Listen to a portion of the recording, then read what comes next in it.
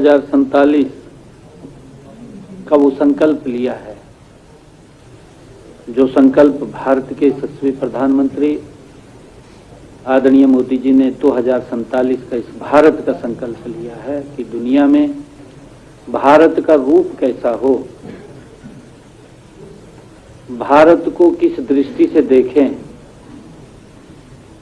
भारत को किस नजर से उसको जाने, उसका रूप, वो संकल्प आदरणीय प्रधानमंत्री जी ने लिया है। और प्रधानमंत्री जी बीच बीच में चर्चा भी करते हैं, कई बार आपने सुना भी होगा, उन्होंने अपने वक्तव्य में एक बार कहा भी था कि हरियाणा देश का ग्रोथ इंजन बनेगा। तो उस दृष्टि से हम सब की बड़ी जिम्मेवारी है। आज हम सब ने MOU साइन किया है, उसका लाभ आने वाले समय के अंदर हरियाणा के जन को दिखना चाहिए। आज हम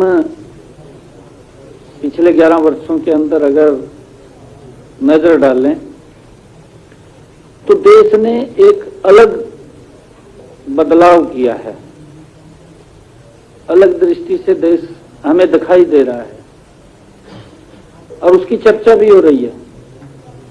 आम व्यक्ति, आमजन उसकी चर्चा करता है कि बदला है, चाहे वो मेरा गांव है, चाहे मेरा वार्ड है, और जब हम इसको सारे को मिलाते हैं तो मेरा प्रदेश है, और चाहे मेरा देश है। जब हम उसको देखते हैं तो कहीं ना कहीं बड़ा बदलाव हर क्षेत्र के अंदर हमें नजर आ रहा है। फिर भी आज हमने जो MOU साइन किया है, MOU साइन का हमारा जो उद्देश्य है, हमारा उद्देश्य ये है कि हम जब विकसित भारत की बात कर रहे हैं और जब हम विकसित हरियाणा की बात कर रहे हैं उसके साथ जोड़ करके, कि वो कौन कौन से पैरामीटर्स हैं जो 2047 के अंदर हम आज वो पिलर्स खड़े करेंगे। आने वाले समय के अंदर उन पिलरों के ऊपर कुछ लोग और आगे बढ़ेंगे और फिर उन्हीं पिलरों के ऊपर ये विकसित हरियाणा मजबूत नजर आएगा। हमें उस तरफ बढ़ने की जरूरत है, उस तरफ जाने की जरूरत है, उसके ऊपर सर्च करने की जरूरत है, उसको देखने की जरूरत है। अगर हम कुछ विषयों की बात करें, मेरे ख्याल से ये 2014 से पहले सोच से भी दूर का विषय था। आयुष्मान भारत, चिरायु, एक पिलर आई, एक विशेष वर्ग में जाकर के उनके जीवन को बदलने का काम किया, उसकी चर्चा भी कर रहे हैं। परंतु ये विचार आया, उस विचार को अमली जामा पहनाया और आज उसकी चर्चा है। आज वो एक मजबूत पिलर के रूप में खड़ा हुआ है। कई करोड़ों लोग आज उससे सुरक्षित हैं, उनके जीवन में एक बड़ा बदलाव उससे आया है। चर्चा भी करते हैं, हम भी देखते हैं। इस प्रकार से हम कोई ऐसे पिलर्स खड़े कर सकते हैं।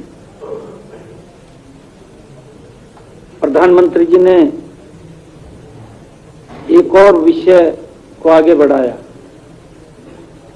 2014 से पहले हम देखते थे कि हमारी माताएं बहनें ग्रामीण क्षेत्र के अंदर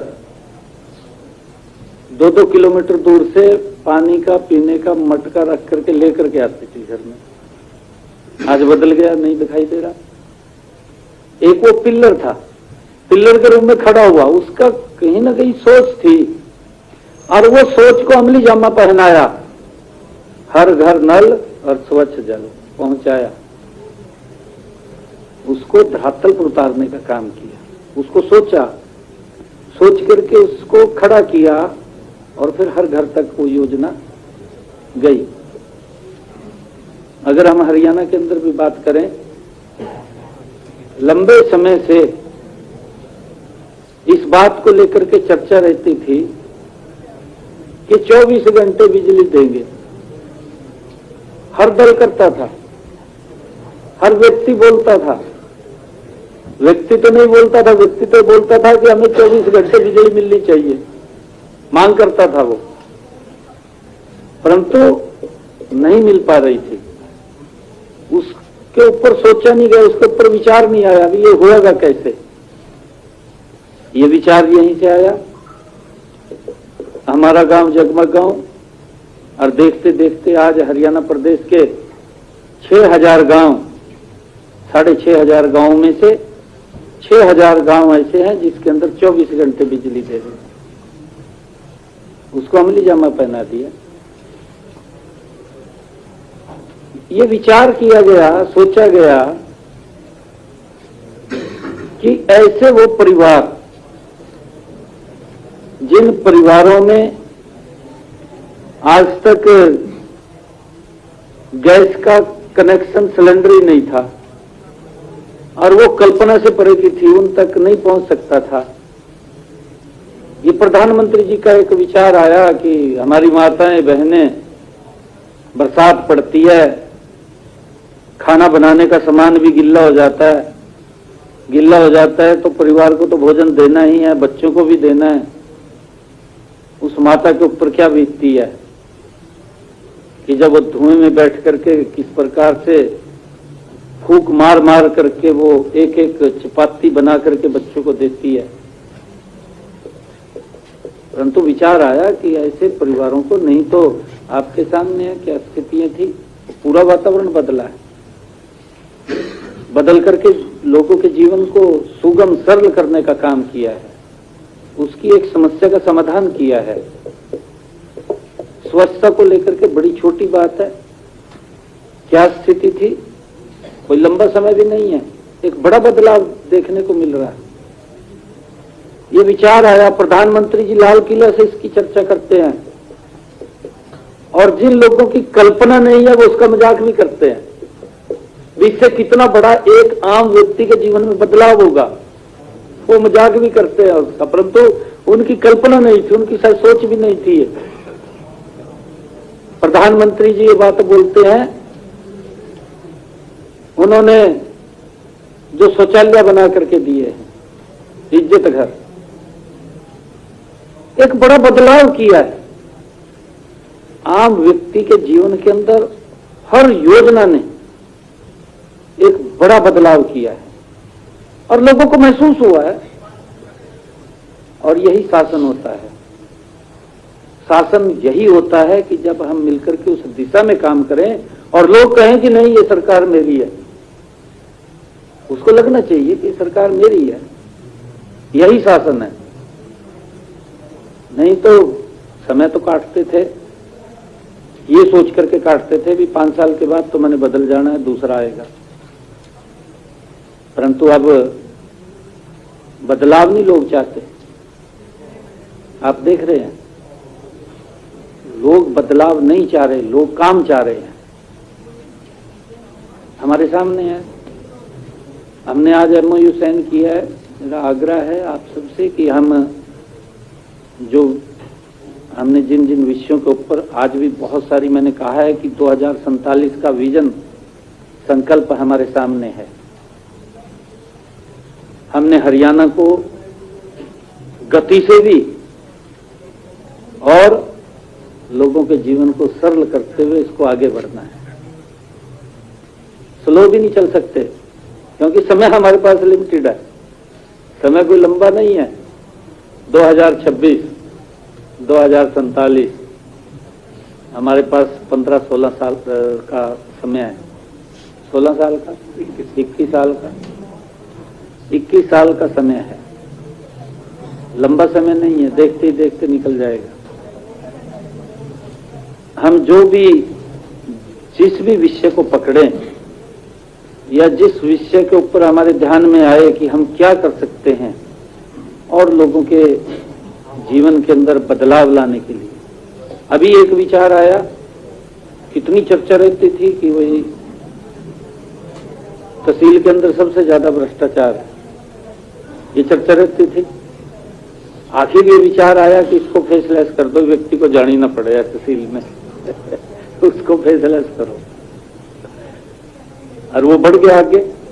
पूरे प्रदेश में आज फेसलेस रजिस्ट्री हो रही है कि व्यक्ति को सिर्फ अपने जब फोटो तरवाएगा साइन करने जाना है, साइन करेगा तुरंत प्रिंट से रजिस्ट्री उसके हाथ में आ जाएगी, निकल कर साइन करते उसके हाथ में रजिस्ट्री आ जाएगी, घर चला जाएगा, उसको किसी के पास जाने की जरूरत नहीं है। उसका पूरा का पूरा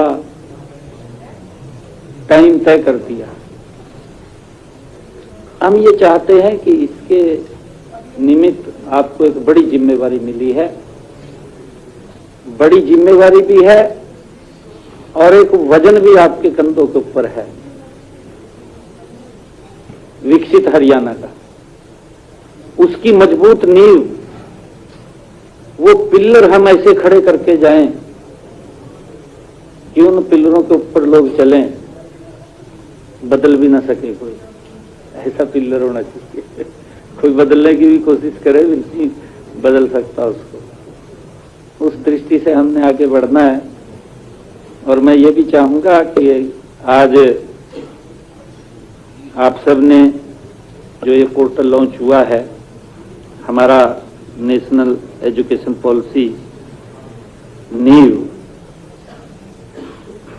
और सभी हमारे वीसीस यहाँ इस बात को सुनिश्चित करें कि वो अपने विश्वविद्यालय का जो डाटा है, जो समय तय हुआ है हमारा, उस समय के अंदर हम उसको फिलअप कर दें, उसके ऊपर चढ़ा दें उसको, और इसको लंबा ना ले जाएं।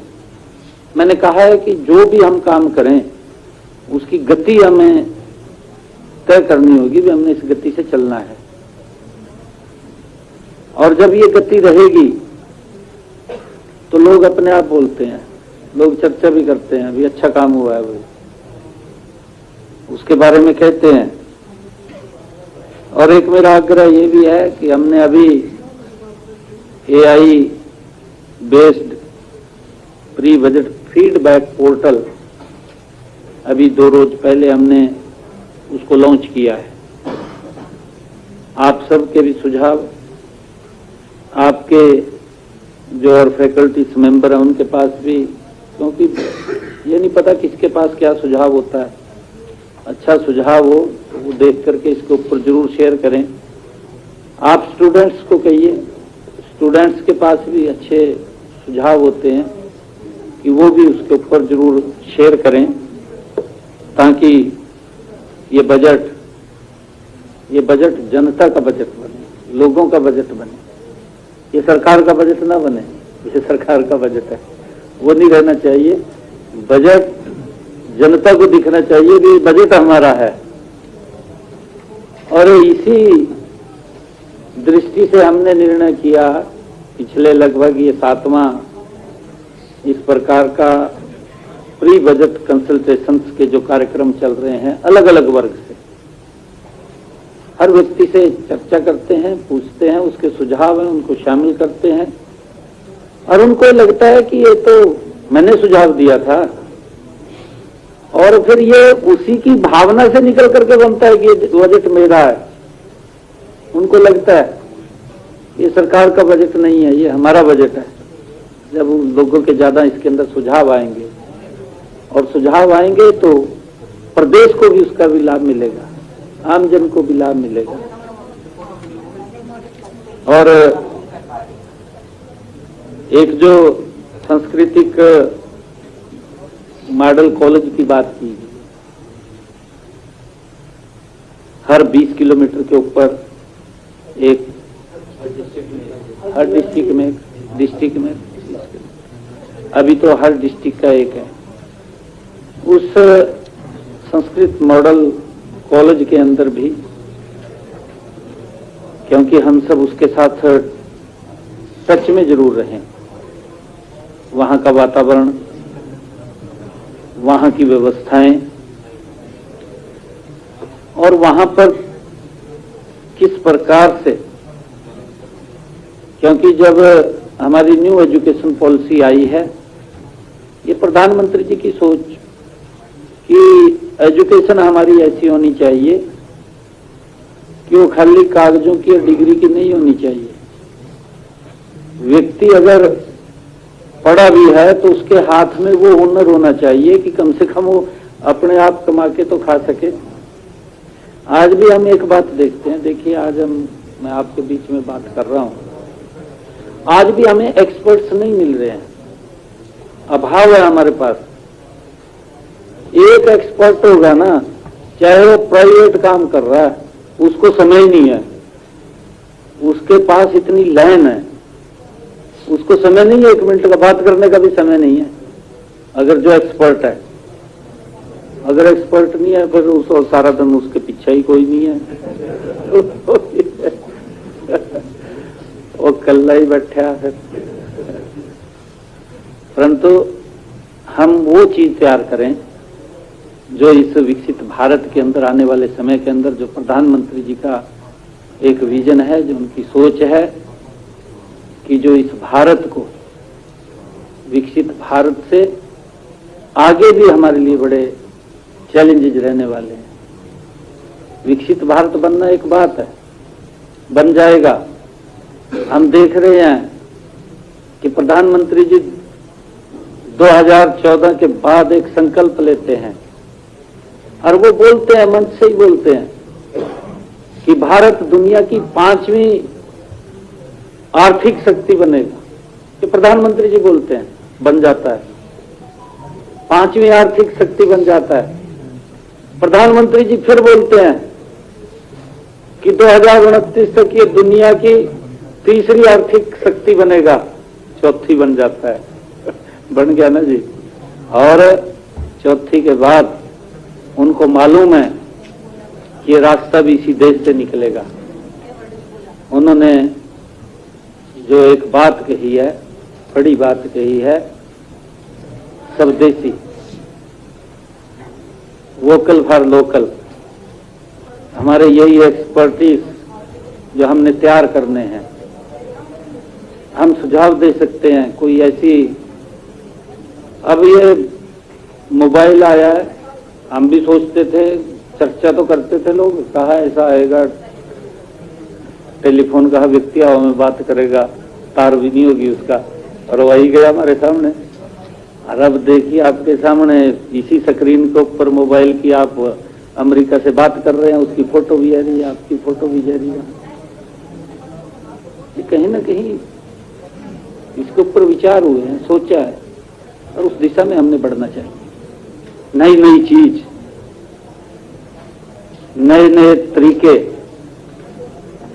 जो लोगों को लगे नहीं भाई ये हमारे लिए अति उपयोगी है, इसको नहीं छोड़ सकते हमने उसके ऊपर आगे बढ़ना चाहिए।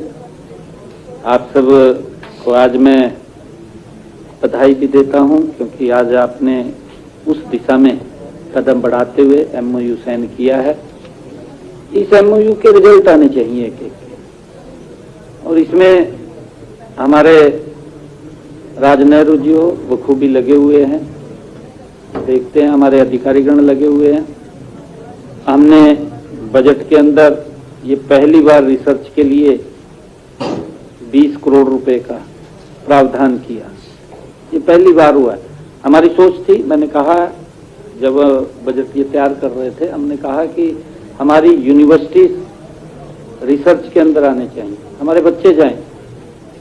आज भी हम देखते हैं कि हमारे यहाँ से वाटर लॉगिंग कितना हो रहा है, सेम की समस्या आ गई हमारे सामने। आप देख रहे हैं कितना, मेरे ख्याल से 5.5 लाख एकड़ भूमि इससे ग्रसित है। हम बिल्कुल एक यूनिवर्सिटी उसका जिम्मा ले और जिम्मा लेकर के उसके ऊपर पूरा सर्च करे, कैसे उसका समाधान हो। कर रहे हैं हम समाधान, हमने 1.25 लाख एकड़ को उससे मुक्त किया है। परंतु मुक्त तो इससे किया हमने, वहां ट्यूबवेल लगा दिया, नीचे से पानी निकाल दिया। हम क्या कर सकते हैं? अलग उसका खर्चा भी कम हो और जल्दी काम हो, उसके ऊपर हमें, और आने वाले समय के अंदर भी ये सेम की समस्या खड़ी ना हो। अगर खड़ी होगी तो हमारे पास उसका समाधान है। पहले हमें करना चाहिए रिसर्च उसके ऊपर। नई चीज में हमारे एग्रीकल्चर यूनिवर्सिटी के वीसी साहब यहाँ मौजूद हैं। हमने पिछले दिनों भी ये बात कही थी, क्योंकि हमारा किसान, उसको लगता है कि हमारी भी पैदावार बढ़ेगी, ज्यादा हमारे पास इनकम होगी। हर व्यक्ति सोचता है कि मेरी इनकम ज्यादा होनी चाहिए, और उसमें कहीं ना कहीं जब शॉर्टकट रास्ते चलते हैं तो उसका नुकसान कहीं ना कहीं मानवता के ऊपर पड़ता है, उसके शरीर के ऊपर पड़ता है, और वो पड़ रहा है। आप देख भी रहे हैं कि जब उसके अंदर बेतहाशा हम पेस्टिसाइड, बेतहाशा हम खाद डाल रहे हैं, या हम एक ही फसल के अंदर जा रहे हैं, धान या गेहूं, उसी में ही जा रहे हैं। हमारा डाइवर्सिफिकेशन भी होना चाहिए। हमें बहुत चीजों की आवश्यकता है। हॉर्टिकल्चर के अगर हमारे वीसी यहाँ बैठे होंगे तो हमने उनको भी कहा है कि आप इस प्रकार का, पिछले बजट के अंदर भी हमने उसको ध्यान में रख करके घोषणा की थी कि हम किसानों को डाइवर्सिफिकेशन की तरफ ले जाएंगे हॉर्टिकल्चर में, और उसके लिए हमने एक्सीलेंस सेंटर की भी बात कही थी। एक तो आपके यहीं पर जो स्ट्रॉबेरी का एक्सीलेंस सेंटर हिसार के अंदर बने, और हमारा किसान प्राकृतिक खेती की तरफ ज्यादा जाए, पेस्टिसाइड और खाद का कम उपयोग करे, उसके लिए भी हमने उनको इंसेंटिव देने की बात कही थी। और इसी प्रकार हमने लीची का, गुआवा का एक्सीलेंस सेंटर बनाने की बात हमने कही थी, ताकि उसके ऊपर हमारा हॉर्टिकल्चर, वो इसके साथ जोड़ना चाहिए उसको भी, हॉर्टिकल्चर को। मेरे ख्याल जोड़ा नहीं है आपने। अच्छा, आए हैं कोई हॉर्टिकल्चर से? है नहीं। तो उसके अंदर, क्योंकि हम इतना ज्यादा, अगर गुआवा है, लीची है, लोग उसका लेते हैं, उसको एक्सपोर्ट भी आप बाहर करना चाहें तो उसका एक्सपोर्ट जाएगा, उसका सारा सिस्टम है, बन जाएगा। बाहर से इतना सामान हमारे पास आ रहा है, हमारा भी जा सकता है बाहर, और बहुत ज्यादा उसकी आवश्यकताएं भी हैं। हम उस इंफ्रास्ट्रक्चर की तरफ भी बढ़ रहे हैं। हमारी हॉर्टिकल्चर गन्नौर के अंदर मंडी अभी लगभग इस ईयर के एंड तक वो तैयार हो जाएगी। बहुत बड़ी मंडी है, आप उस कल्पना ही नहीं कर पाएंगे कि एशिया की सबसे बड़ी मंडी यहाँ बन रही है हमारे इसमें, और उसमें हमारे किसान को उसका लाभ है। हम आज उसको उस तरफ ले जाएंगे, मंडी की हमारे पास व्यवस्था है, तो हमारा किसान बढ़ जाएगा उस तरफ, उसकी इनकम भी बढ़े, और हम डाइवर्सिफिकेशन की तरफ भी जाएं। हम क्यों धान की फसल के और गेहूं की फसल की तरफ ज्यादा जाएं? हमने अलग अलग उसके ऊपर सोचना, उसके ऊपर विचार करना, हम क्या नया दे सकते हैं, क्या नई ऐसी चीज दे सकते हैं। मैं कर्नाटक के अंदर एक जगह गया था, मैंने शायद आपको बात शेयर किया था, तो एक व्यक्ति मेरे को ले गया, कहा जी मेरी लैब है यहाँ पर, आपका मैं विजिट कराता हूँ उसको। तो मैं समय निकाल करके उसमें गया, उसके साथ गया। मैं जब उसके साथ गया तो उसने कहा जी मैं गन्ने की यहाँ से वो बनाता हूँ पनीर। मैं उसकी लैब में देख करके आया पूरा, तो मेरे को कहने लगा जी, कहा इसके अंदर 700-800 क्विंटल गन्ना उत्पादन होता है। जब उसने ये कहा भी 700-800 होता है तो मैं यकीन नहीं किया। मैं कहा आप गलत कह रहे हैं। फिर वो मेरे को गाड़ी में बैठा के खेत में ले गया। मैं खेत में गया मैं खेत में गया, वहां से मैं देख के आया, वास्तव में 800 क्विंटल गन्ना था, और मेरे ख्याल से 12 फुट का, तो उसका 12 से भी ज्यादा का होगा जो उसका गन्ने का वो है ना रस, ऊपर का तो आप अलग लगा लीजिए, परंतु जो मेन गन्ना है जिसमें रस है वो 12 फुट का होगा, और बड़ा मोटा गन्ना। मैंने कहा मगा है, देख के पता लग जाता है। हमने उस तरफ बढ़ना चाहिए।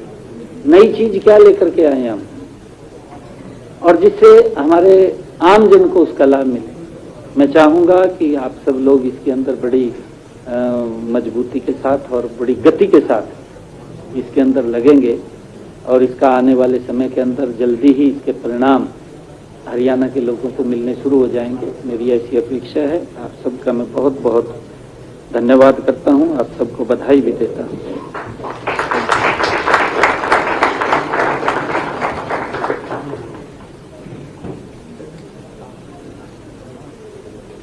I request Dr. Nehru, Joint Director SJHIFM, to please give the word of thanks. Session.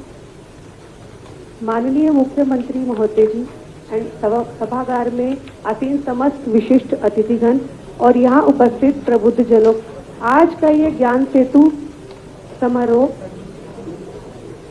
समारोह केवल एक कार्यक्रम नहीं बल्कि हरियाणा के स्वर्णिम भविष्य की ओर बढ़ाया गया एक ठोस कदम है। इस गरिमामय अवसर के समापन पर आप सभी का आभार व्यक्त करना।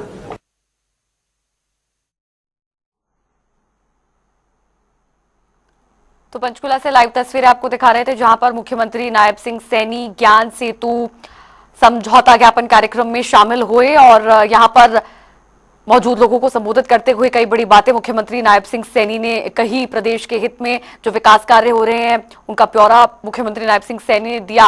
साथ ही कहा कि लोगों के जीवन को सरल बनाने का प्रयास लगातार सरकार कर रही है। 2047 के विजन पर नायब सरकार लगातार काम कर रही है। विकसित राष्ट्र बनाने के लिए हरियाणा सरकार ने संकल्प लिया है। हरियाणा में पिछले 11 सालों में बड़ा बदलाव आया है। हर घर नल से जल पहुंचाया जा रहा है। लोग बदलाव नहीं बल्कि काम चाहते हैं। ज्यादातर गाँव में 24 घंटे बिजली आपूर्ति हो रही है। हर घर गैस सिलेंडर की सुविधा दी जा रही है। आयुष्मान भारत और चिरायु विकसित भारत के लिए भी प्रयास लगातार सरकार कर रही है। प्रदेश को गतिशील बनाने का जो फोकस है वो नायब सरकार का है। लोगों का जीवन सरल बनाना ये अभी मेन फोकस प्रदेश सरकार का है। और भी कई बड़ी बातें इस दौरान मुख्यमंत्री नायब सिंह सैनी ने दी। आज आपको बता दें ये महत्वपूर्ण एमओयू साइन हुआ है जो प्रदेश के हित में है और इसी कार्यक्रम में मुख्यमंत्री नायब सिंह सैनी ने हिस्सा लिया, वो शामिल हुए और उनके नेतृत्व में आज ये महत्वपूर्ण एमओयू साइन हुआ है। हर घर गैस सिलेंडर की सुविधा दी जा रही है। आयुष्मान भारत और साथ ही आपको बता दें कि पहले सरकार में आकर